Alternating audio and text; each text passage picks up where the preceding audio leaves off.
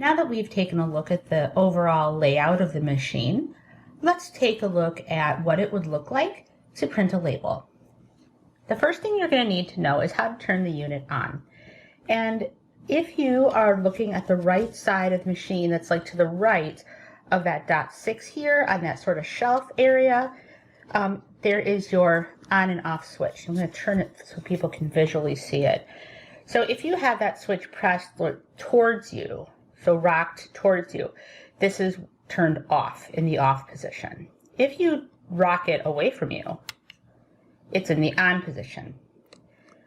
Okay, so that's important to know. It's another thing that's really important to know is that if you leave that on for an extended period, the battery will eventually wear out because there's no like automatic shut off or thing on this unit all.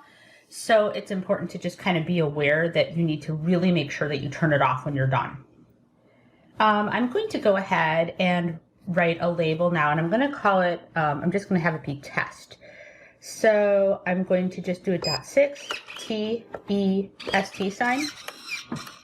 And you'll hear that it's still squeaking here. And what it's doing is it's embossing each letter. You do not need to wait for it to finish a letter before you press the next letter.